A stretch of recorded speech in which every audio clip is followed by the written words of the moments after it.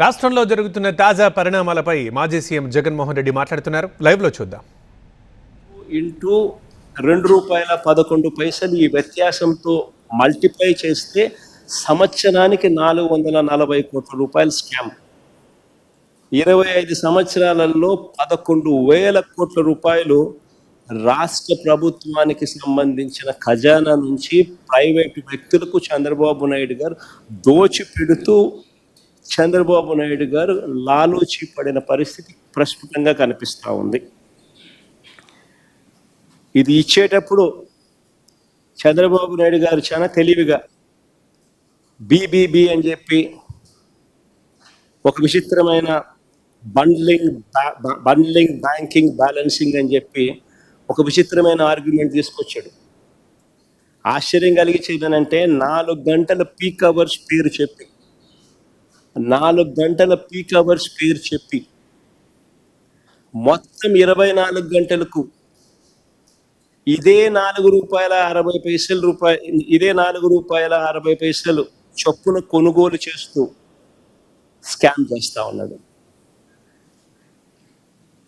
ఇది నిజంగా అన్నిటికన్నా దారుణం. పోనీ ఈ బండ్లింగ్ బ్యాంకింగ్ బ్యాలెన్సింగ్ పద్ధతిలో పోనీ దీన్ని కూడా కంపేర్ చేద్దాం. పోనీలే, ఈ మధ్యకాలంలో సెకీ ఈ మధ్యకాలంలోనే రిలయన్స్ పవర్తో ఇదే పద్ధతిలోనే బండ్లింగ్ బ్యాంకింగ్ బ్యాలెన్సింగ్ అన్ని కలిపి ఈ మధ్యకాలంలోనే వాళ్ళు కూడా ఒక ఒప్పందం చేసుకున్నారు.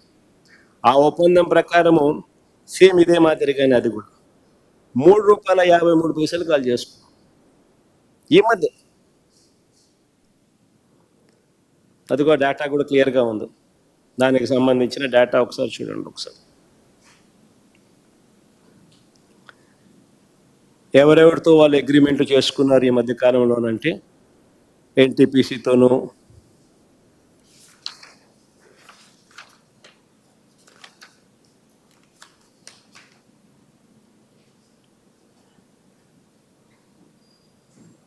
ఇంకా 3-4 కంపెనీలు ఏదో రాసినారు.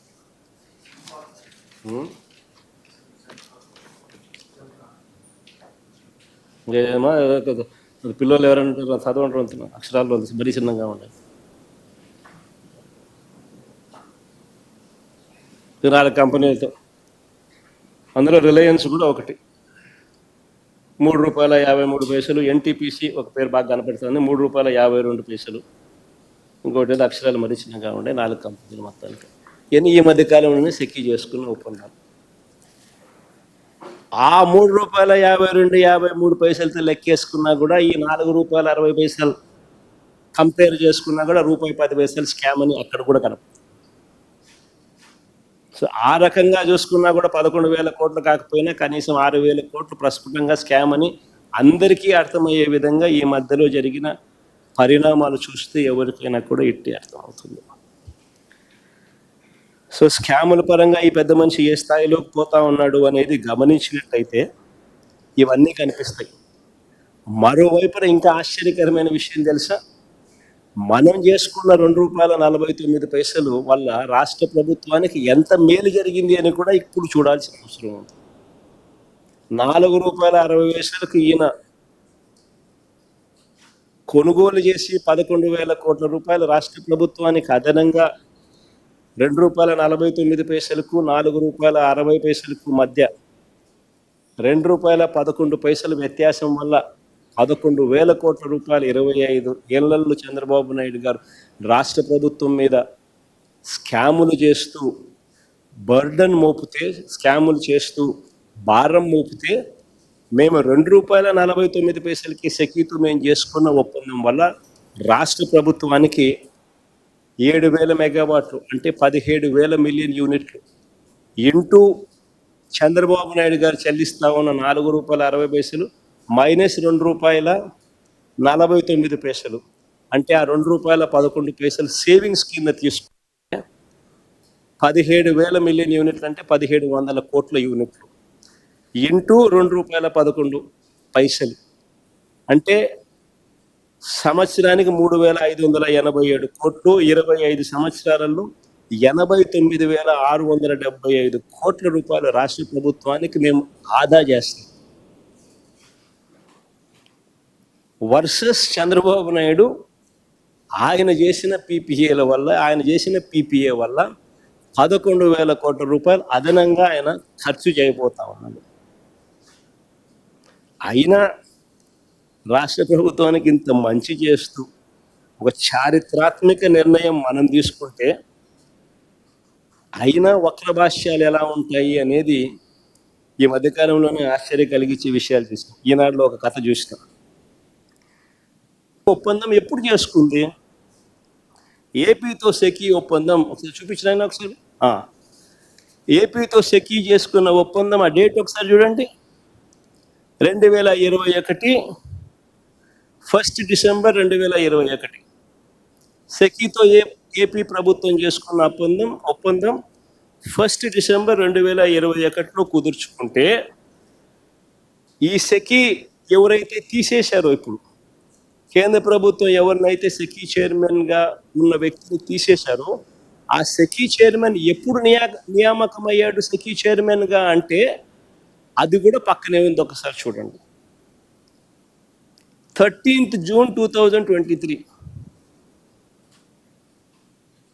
అసలు 13th June 2023లో ఈయన సెకీ చైర్మన్గా ఈయన నియామకం అయితే ఈ రామేశ్వర్ ప్రసాద్ గుప్తా అనే వ్యక్తి సెకీతో మేము ఒప్పందం చేసుకున్నది, రాష్ట్ర ప్రభుత్వం ఒప్పందం చేసుకున్నది 1 డిసెంబర్ 2021. అప్పుడు ఎవడో చైర్మన్, అప్పుడు ఈ మనిషి ఎక్కడ ఉన్నాడో కూడా తెలియదు, అసలు డిపార్ట్మెంట్లో కూడా లేడు, ఈ మనిషే లేడు. ఈ మనిషి ఎప్పుడో 13 జూన్ 2023లో వచ్చినాడు. వచ్చిన ఈ వ్యక్తిని కేంద్ర ప్రభుత్వం ఈ మధ్యకాలంలో తీసేసాం. దానికి దీనికి సంబంధం ఏంటి అంటే ఏదో సామెత ఉంది చూడు, దూడ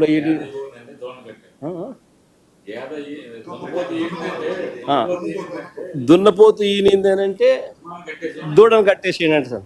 ఇప్పుడు దున్నపోతు ఏమైనా ఎలా భర్తీ ఇవ్వగలుగుతుంది? దూడను కట్టేసేయండి. అట్టగా అసలు ఎవడు లేడు, అసలు మనిషే లేడు. ఈయన 2013 జూన్ 2023లో ఈయన వచ్చినాడు. మన ఏపీ గవర్నమెంట్ సెకీతో ఒప్పందం చేసుకుంది 2021 డిసెంబర్లో చేసుకుంది. దానికి దీనికి సంబంధం లేదు. ఈ మనిషిని కేంద్ర ప్రభుత్వం ఇప్పుడు తీసేస్తే ఈ మనిషి ఈనాడు ముందు బొమ్మ మాఫియా రాజ్యం ఇది. ఈనాడు, ఒక ఆంధ్రజ్యోతి, ఒక TV5, ఒక చంద్రబాబు, ఇది ఒక పేపర్లో వీళ్ళంతా ఒక మీడియా అని చెప్పుకునే సిగ్గుపడాలి వీళ్ళంతా.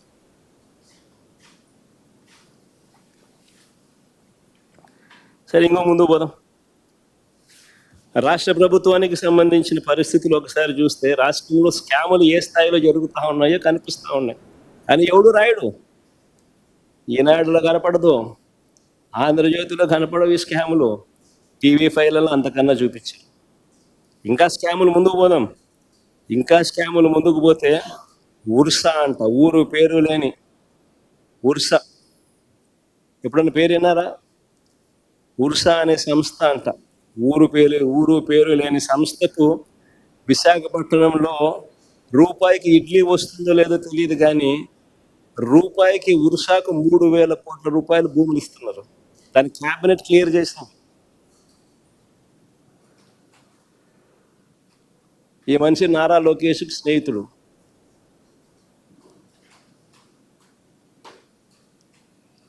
లూలు అంట విశాఖపట్నంలో ఒక మాల్ కట్టడానికి 2,000 కోట్ల రూపాయలు విలువ చేసే భూమిని అప్పనంగా ఉచితంగా చేతిలో పెడతా ఉన్నారు. ఎక్స్ప్రెషన్ ఆఫ్ ఇంట్రెస్ట్ పిలవరు, కాంపిటీషన్ బిడ్స్ తీసుకోరు, అప్పనంగా ఇచ్చేస్తూ ఉన్నారు. కానీ ఈనాడు రాయదు, ఆంధ్రజ్యోతి చూపదు, TV5 అంతకన్నా చూపు. రాష్ట్రంలో ఈరోజు లిక్కర్ మాఫియా, ఇసుక మాఫియా, ఆ ఇసుక ఫోటో ఏది చూపిందో సరే,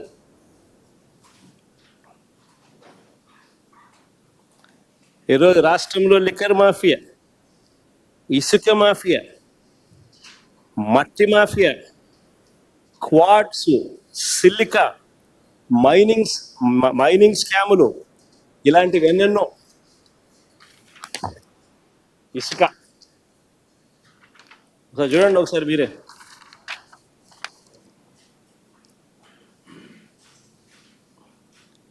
అవన్నీ పక్కన లారీలు ఎట్ట దోచేస్తానో చూడండి ఒకసారి. రాష్ట్ర ప్రభుత్వానికి రూపాయి ఆదాయం రావడంలో, మా ప్రభుత్వంలో రాష్ట్ర ప్రభుత్వానికి 750 కోట్లు ఖజానాకు ఆదాయం వచ్చి రూపాయి రావడంలో రాష్ట్ర ప్రభుత్వానికి ఆదాయం ఈ మాదిరిగా దోచేస్తాను. 80 లక్షల టన్నులు స్టాక్ పెట్టాం మేము. ఎండాకాలంలో, వర్షాకాలం వస్తుంది కదా అని ఎండాకాలంలో స్టాక్ చేసి నిల్వ చేసినాం. చంద్రబాబు నాయుడు ప్రభుత్వం వస్తేనే 2 నెలల్లో 80 లక్షల టన్నులు స్వీప్ చేసేసిన. ముందుకు పోదాం. ఇప్పుడున్న తాత్కాలిక అసెంబ్లీ, ఆల్రెడీ ఒక అసెంబ్లీ బిల్డింగ్ ఉంది, ఆల్రెడీ ఒక సచివాలయం బిల్డింగ్ ఇప్పుడు ఉంది. కరెంట్లీ వీ హ్యావ్ ఎగ్జిస్టింగ్ సచివాలయము, ఎగ్జిస్టింగ్ అసెంబ్లీ బిల్డింగ్ అంతా కలిపి ఇప్పటికే 6 బ్లాకుల్లో 6 లక్షల ఎస్ఎఫ్టీలో ఇప్పుడు ఉంది. 6 లక్షల ఎస్ఎఫ్టీలో 6 బ్లాకుల్లో ఇప్పటికే ఎగ్జిస్టింగ్ అసెంబ్లీ, ఎగ్జిస్టింగ్ సచివాలయం ఇప్పటికే ఉంది. ఇది ఉండగానే కొత్త సచివాలయం కడతాడంట, కొత్త అసెంబ్లీ మళ్ళీ కడతాడట. హెచ్ఓడి ఆఫీసులు, ఈ కొత్త సెక్రటేరియట్ హెచ్ఓడి ఆఫీసుల కోసం కొత్తగా కట్టబోయే, కేవలం ఇప్పుడు మళ్ళీ కొత్తగా కట్టబోయే సెక్రటేరియట్, మళ్ళీ కొత్తగా హెచ్ఓడి ఆఫీసులు అన్నీ కూడా ఆ సెక్రటేరియట్లో పెట్టడానికి ఈ మనిషి 53,57,389 స్క్వేర్ ఫీట్ కడుతున్నాడు. 6 లక్షల ఎస్ఎఫ్టీ ఇప్పుడు ఆల్రెడీ ఉంది. అన్ని హెచ్ఓడీలు కలుపుకున్న, సెక్రటేరియట్లో ఉన్న స్టాఫ్ మొత్తం తీసుకున్న, అంతమంది కలిసినా కానీ 12,000 మంది లేరు. ఆ 12,000 మంది ఇప్పటికే ఆ 6 లక్షల ఎస్ఎఫ్టీలో పనిచేస్తూ ఉన్నారు. కానీ ఈయన 53,57,389 స్క్వేర్ ఫీట్ కడతా ఉన్నాడు. ఆ 12,000 మంది మారారు కదా, ఈయన స్క్వేర్ ఫీట్ ఎక్కువ కడితే మాత్రం నెంబర్ ఏమో అదేమో మారదు కదా. హెచ్ఓడీలు అన్ని షిఫ్ట్ చేసినా కానీ ఆ నెంబర్ అయితే మారదు కదా. ఇప్పుడు ఉండే నెంబరే కదా అదే 6 లక్షల ఎస్ఎఫ్టీ. మరి ఎందుకు కడతా ఉన్నట్టు? ఎందుకంటే అమరావతి ఇలానే కొనసాగాలి, నిరంతరం కాంట్రాక్ట్లు ఉండాలి, నిరంతరం ఈయనకు పనులు జరుగుతూ ఉండాలి, నిరంతరం వాళ్ళు బిల్లులు ఇస్తూ ఉండాలి, నిరంతరం వాళ్ళు డబ్బులు ఈయనకి వెనకిస్తూ ఉండాలి. ఇది నిరంతరం జరుగుతూ ఉండాలి. హైదరాబాద్లో ఈ మధ్యకాలంలో కేసీఆర్ కట్టాడు 8,58,000 ఎస్ఎఫ్టీలు. కేసీఆర్ కట్టిన సచివాలయం, సెక్రటేరియట్, అక్కడ కూడా అన్ని హెచ్ఓడీస్ అక్కడ షిఫ్ట్ అయినాయి.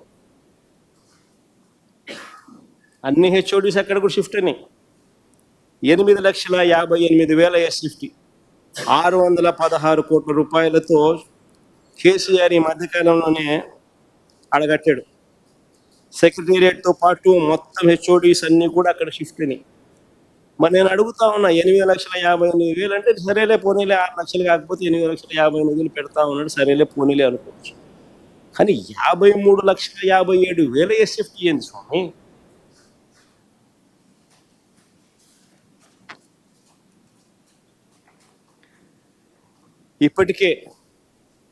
ఇప్పటికే కట్టి ఉన్న అసెంబ్లీ 180 కోట్ల రూపాయలు ఆ డబ్బులు గంగపాలు చేసినట్టు. ఇప్పటికే కట్టి ఉన్న సచివాలయం, కట్టి ఉన్న సెక్రటేరియట్ 173 కోట్లు ఆ డబ్బులు గంగపాలు చేసినట్టే. ఇప్పటికే కట్టి ఉన్న హైకోర్టు 173 కోట్లు గంగపాలు చేసినట్టే. ఇప్పటికే కట్టి ఉన్న అసెంబ్లీ 180 కోట్ల రూపాయలు గంగపాలు చేసినట్టే. ఇప్పటికే కట్టి ఉన్న సెక్రటేరియట్ మరో 300 కోట్లు, మొత్తంగా 600 కోట్లు గంగపాలు చేసినట్టు. మరి నీకు కొత్త బిల్డింగులు కట్టాలన్న ఆలోచన నీకు ఉన్నప్పుడు ఎందుకు మళ్ళీ 600 కోట్ల రూపాయలు ఎందుకు ఖర్చు చేసి ఎందుకు డబ్బులు వేస్ట్ చేసినావు? ఎక్కడైనా కూడా రాష్ట్ర ప్రభుత్వం ఖజానాను కాపాడాల్సిన వ్యక్తి ఈ మాదిరిగా దుర్మార్గంగా విడిగా వేస్ట్ చేస్తూ ఉంటే 600 కోట్ల రూపాయలు ఖర్చు చేసి మళ్ళా సేమ్ బిల్డింగ్లు మళ్ళా కడతానని చెప్పి మళ్ళా చెప్తా ఉంటే ఆ మనిషి ఆ బిల్డింగులు ఆ డబ్బంతా గంగపాలు చేసి అసలు ఈ మనిషిని ఏ రకంగా ఈ మనిషి చేస్తామన్న నిర్ణయాలు సమంజసమని చెప్పి ఏ రకంగా చెప్పగలుగుతారు? ఇది వేస్ట్ అనిపించడం లేదా? అప్పులు తీసుకొచ్చి బిల్డింగులు కట్టి అప్పులు తీసుకొచ్చి రాష్ట్ర ప్రభుత్వం ప్రజల మీద అప్పుల భారం మోపుతూ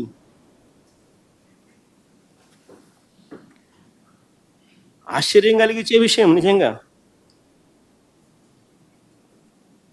అందులో స్క్వేర్ ఫీట్ ఎంత? 8,900. ఆయన కడతా ఉన్న ఐకానిక్ బిల్డింగులు ఆ 53,57,000 ఎస్ఎఫ్టీ 4,660 కోట్ల రూపాయలు.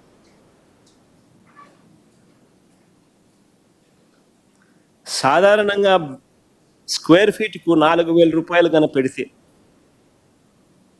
హైదరాబాద్లో కానీ బెంగళూరులో కానీ ఎక్కడైనా కూడా 5 స్టార్ లాబీస్తో కూడిన అపార్ట్మెంట్స్ దొరుకుతాయి. మామూలుగా కన్స్ట్రక్షన్ కాస్ట్ 3,000. మామూలుగా బ్రహ్మాండమైన అపార్ట్మెంట్లు లేదు. 5 స్టార్ అపార్ట్మెంట్లు కావాలా, ఇటాలియన్ మార్బుల్ కాడ నుంచి అటువంటి అపార్ట్మెంట్లు కావాలని అనుకుంటే కూడా కన్స్ట్రక్షన్ కాస్ట్ 4,000 పెడితే హైదరాబాద్లో కానీ బెంగళూరులో కానీ బ్రహ్మాండంగా దొరుకుతాయి ఎక్కడైనా. మరి ఇది ఏమి రేట్లు? ఇవి కళ్ళు జదుగుతాయి ఈ రేట్లు చూస్తూ ఉంటే. ఇంకొక అడుగు ముందుకేస్తాం. అమరావతిలో రోడ్ల నిర్మాణం 4 లేన్ ఎన్హెచ్ టెండర్లు ఇవి. ఎన్హెచ్ టెండర్లు ఇవి 4 లేన్. రేట్ పర్ కిలోమీటర్ 14 కోట్లు 15 కోట్లు దాటడంలో 11 కోట్ల నుంచి 15 కోట్లు 11.5 కోట్ల నుంచి 14.5 కోట్లు. అమరావతిలో కొన్ని రోడ్లు కిలోమీటర్ 50 కోట్లు.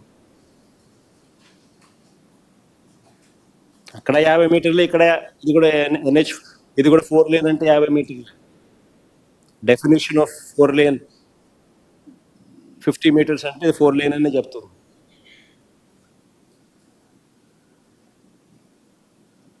₹50 కోట్ల కొన్ని రోడ్లు అక్కడ దాటుతా ఉన్నాయి ఖర్చు. ఇక టెండర్లు పిలిచిన ఎన్హెచ్లు 11.5 కోట్ల నుంచి 14.5 కోట్లు.